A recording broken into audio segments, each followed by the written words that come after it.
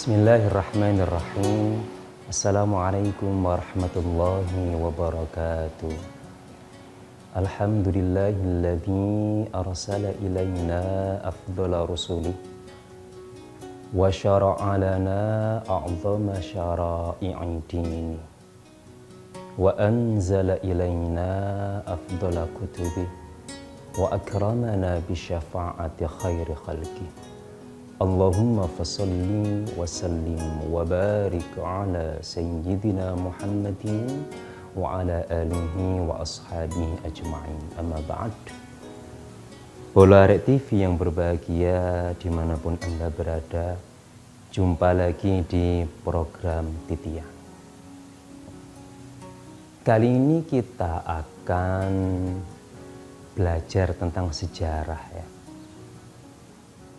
Satu peristiwa dari sekian sirah nabawiyah, satu peristiwa dari sekian jejak kenabian baginda Nabi Sallallahu Alaihi Wasallam. Dalam sejarah, baginda Nabi terlibat dalam sekian ma'rakah atau ghazwah atau peperangan. Tentu yang perlu garis bawahi adalah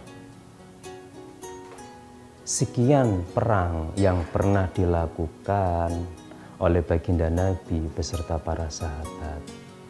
Sebelum itu semuanya terjadi, yang pertama yang baginda Nabi Shallallahu Alaihi Wasallam lakukan adalah pasti upaya untuk gencatan senjata. Pasti upaya untuk supaya perang tidak sampai pecah. Jika lawan tidak menyepakati perundingan untuk perdamaian atau apa dan memaksa untuk tetap berperang, baru baginda Nabi Sallallahu Alaihi Wasallam memutuskan untuk bersedia menerima tantangan. Jadi yang perlu digarisbawahi adalah baginda Nabi dalam banyak peperangan lebih dulu sebagai pihak yang ditantang. Nabi berupaya untuk melakukan perdamaian. Jika pihak musuh masih tetap ingin lanjut, Nabi menjawab permintaan itu. Di antara peperangan ada yang dahsyat, di antaranya perang Badar kita tahu, kemudian ada perang Uhud, kemudian ada perang Khandaq yang terjadi di sekitar tahun ke-5 Hijriah.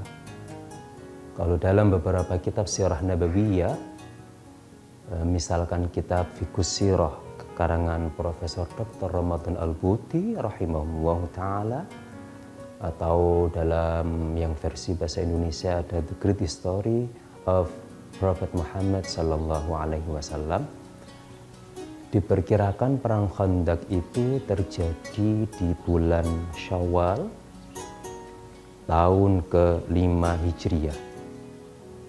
Artinya baginda Nabi saat itu posisinya sedang berada di Madinah.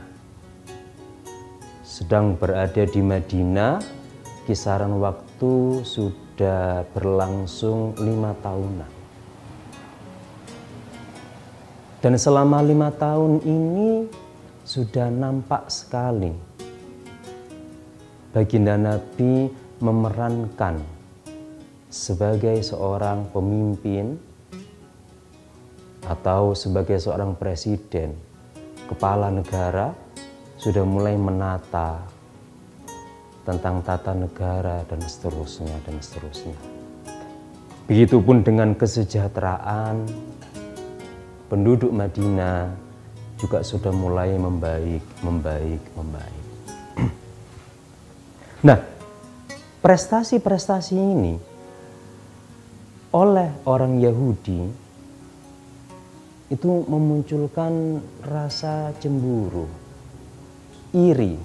Wah, Madinah saiki makmur rek. Madinah saiki maju. Madinah mulai berkembang pesat. Nah, kecemburuan ini itu melatar belakangi orang-orang Yahudi Bani Nadir. Di samping ada faktor sebelumnya yang membuat Yahudi Bani Nadir ini kesal dengan baginda Nabi dan umat Islam.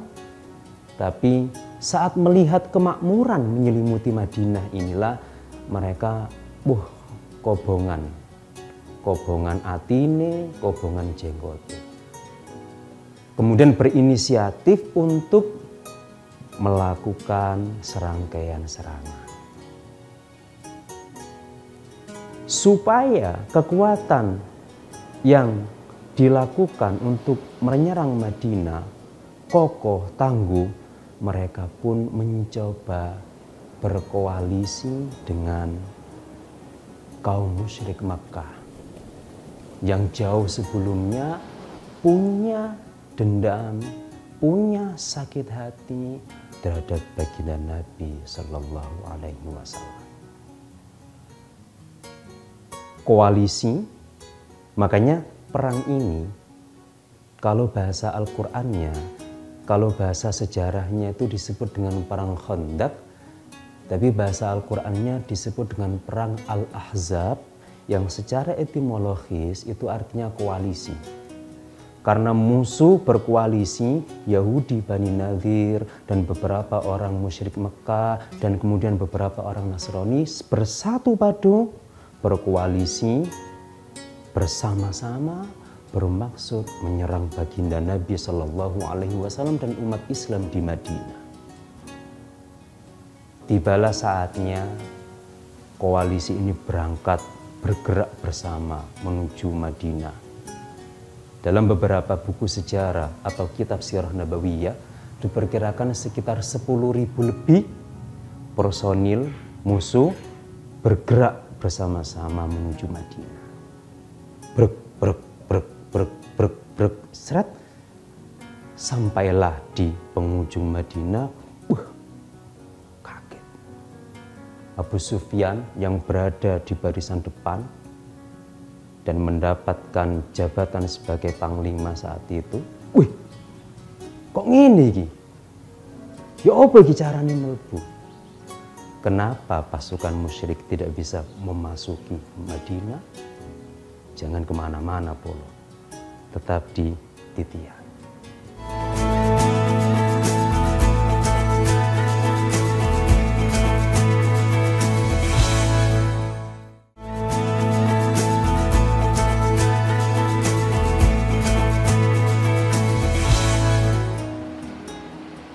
Baik Polo, jadi pasukan koalisi tadi 10.000 lebih datang, dan begitu sampai di Madinah mereka terkejut luar biasa. Sebelum ke situ saya akan berkisah dulu.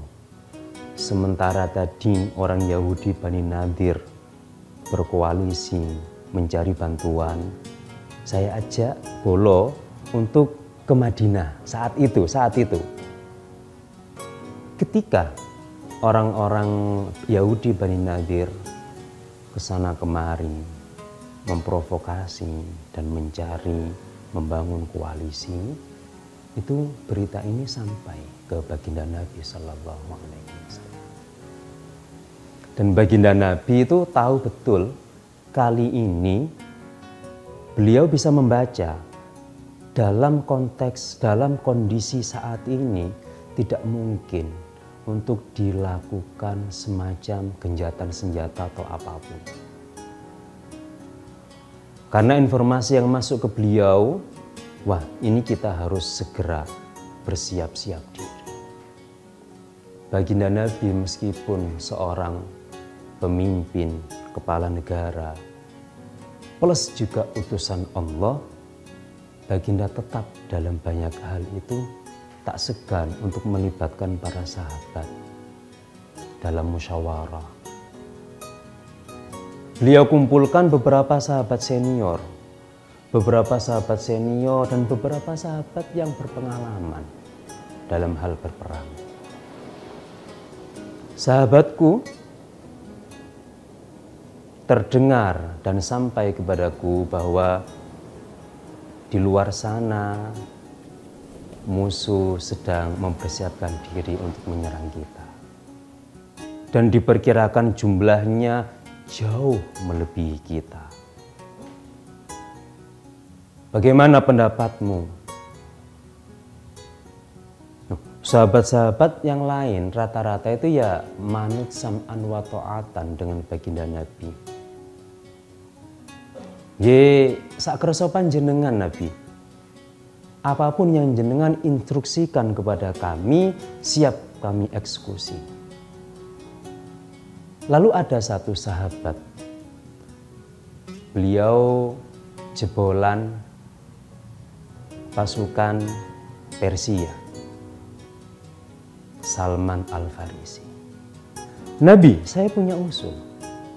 Oh, kamu Salman, ada usul apa? Begini Nabi, sepengalaman saya ketika saya jadi pasukan di Persia, kalau jumlah kita dengan musuh itu hampir sama atau sama, kita siap nih. Perang head to head, depan siap baginda Nabi. Tapi jika jumlah musuh kita diperkirakan jauh lebih besar dan jauh lebih lengkap canggih peralatan perangnya, kita biasanya punya opsi satu, jika dana memadai dan waktu cukup lama, kita membangun sebuah benteng yang tinggi mengelilingi wilayah kami sebagai pertahanan. Tapi jika dana terbatas dan waktu mepet, biasanya yang kita lakukan adalah dengan membuat parit. Nabi tertarik dengan usul ini. Parit, oke, eksekusi. Usul Salman Al-Farisi di-ACC oleh baginda Nabi dan baginda Nabi langsung menginstruksikan seluruh relawan sahabat untuk bersama-sama membangun mega proyek menggali parit. Parit atau selokan jangan dibayangkan bolo parit-parit seperti saat ini yang kecil-kecil seperti itu. Dalam buku The Great Story of Prophet Muhammad Sallallahu Alaihi Wasallam, di situ ada ilustrasi.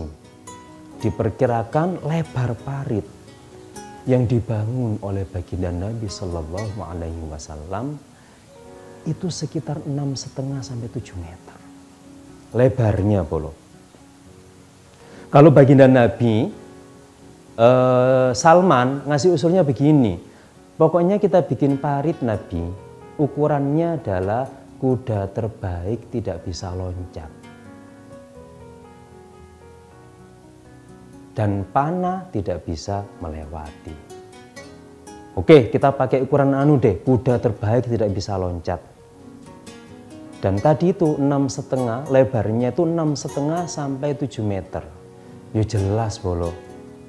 6,5 sampai 7 meter, saya kira juga kuda terbaik pun hari ini kira-kira tidak bisa untuk loncat. Itu baru lebarnya, belum dalamnya. Ini dalamnya ini lumayan 3 meter. Lebar atas 6,5 sampai 7 meter, kedalaman 3 meter, lebar parit bagian bawah itu sekitar 5 meter. Bikin proyek membangun parit. Dan dalam proses membangun parit ini, baginda Nabi mengerahkan semua sahabat relawan yang bersedia. Wes, bikin parit. Ombone 6,5 sampai 7 meter, jerone 3 meter. Blek, blek, blek, blek, blek. Dan ini lama bolo. Butuh waktu berhari-hari bikin parit ini. Panjangnya adalah melingkari kota Madinah. Mbok. Bisa bolo bayangkan. Gak ono bego bolo, dicangkul manual. Dan baginda Nabi meskipun beliau seorang kepala negara, juga seorang utusan Allah yang mulia, tidak segan-segan untuk terjun ikut membangun parit, menggali parit. Ya baginda Nabi ya bersama yang lain menggali, meruntus keringete, kepanasan dan seterusnya dan seterusnya. Sampai pada satu kesempatan dalam proses mega proyek menggali parit ini ada satu batu yang batu ini itu tidak bisa dipindah tempatkan. Ukurannya cukup besar dan semua sahabat yang badannya kekar dan dibantu bareng-bareng menggeser batu ini itu tak kunjung bergeser sedikit pun. Soalnya percuma bangun parit kalau ada batu, ya usah digawe mencolot ambek musuh. Jadi satu-satunya batu ini harus digeser atau dihancurkan. Bingung nggak punya solusi, matur ke baginda Nabi. Baginda, kami ada problem apa? Ada sebuah batu besar di area proses penggalian parit.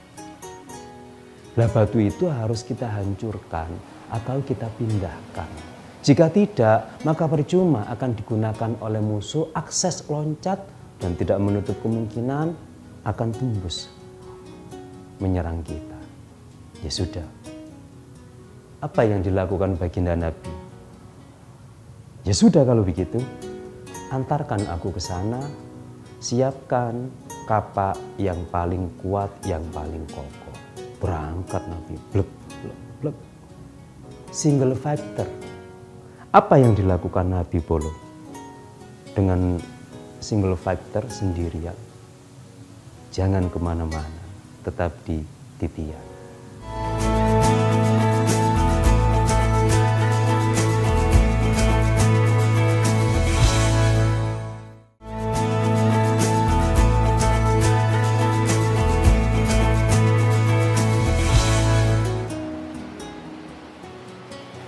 Jadi Bolo, para sahabat ketika melakukan proyek penggalian parit itu kan terkendala oleh adanya batu yang besar. Dan batu ini sudah dicoba dievakuasi oleh beberapa sahabat itu gak geser belas. Akhirnya lapor ke baginda Nabi. Dan baginda Nabi pun kemudian, baiklah ayo kita ke sana bersama dan siapkan cangkul atau kapak atau apapun itu yang paling kokoh. Baginda Nabi Bolo turun sendirian. Turun ke parit sendirian. Kemudian beliau dengan kekuatan yang dianugerahkan oleh Allah Subhanahu wa taala dikepruk bolo watune. Karena untuk dievakuasi wongkol gak mungkin. Makanya yang dilakukan baginda Nabi adalah batu ini dikepruk sampai pecah kecil-kecil untuk kemudian memudahkan proses evakuasi. Bismillah, der, jret. Seketika pukulan pertama terpancar cahaya. Lalu kemudian baginda Nabi menyampaikan kepada sahabat, wahai para sahabatku, cahaya itu sampai di wilayah Syam, yang mana saat itu adalah lokasi kekaisaran Romawi di Syam. Tentu sahabat tidak mungkin menjangkau kemana cahaya itu sampainya. Karena jarak antara Madinah dan Syam saat itu ratusan kilo. Tapi Nabi atas izin Allah mampu menyaksikan bahwa kilatan cahaya oleh sebab benturan beliau memukul batu itu sampai ke Syam. Nabi kemudian memaklumatkan kepada para sahabat Allah akan membebaskan negeri itu untukku. Lanjut beliau memukul batu untuk yang kali kedua. Des, jret. Ada kilauan cahaya kembali. Nabi memaklumatkan cahaya itu sampai di Al-Qasr Al-Abiyad di Persia.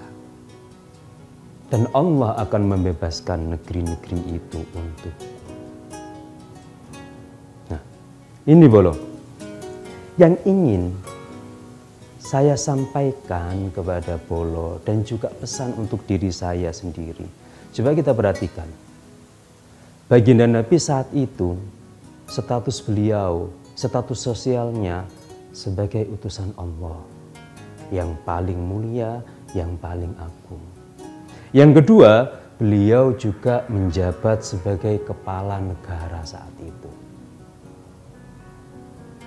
Tapi di kisah tadi, betapa baginda Nabi itu amat sangat low profile.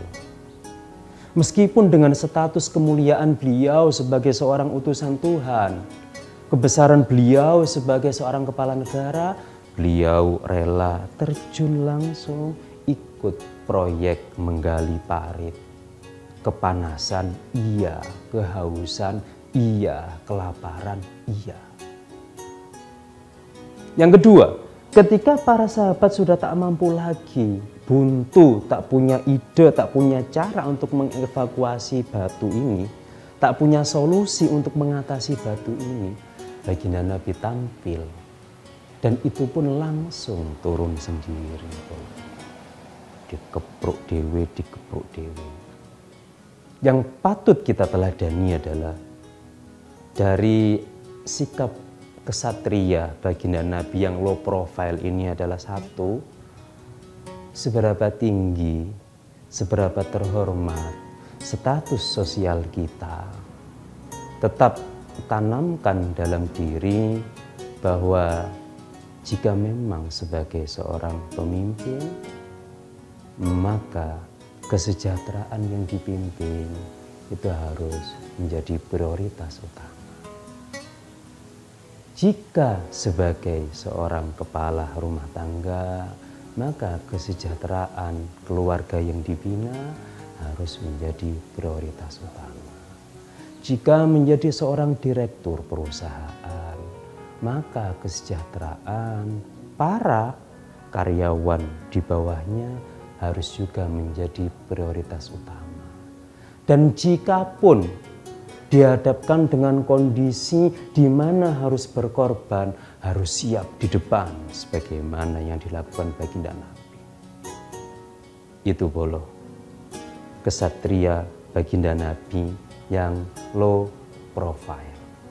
Semoga bermanfaat Bolo. Jumpa lagi insya Allah di program titian berikutnya. Ihdinas siratal mustaqim. Wassalamualaikum warahmatullahi wabarakatuh. Arek TV.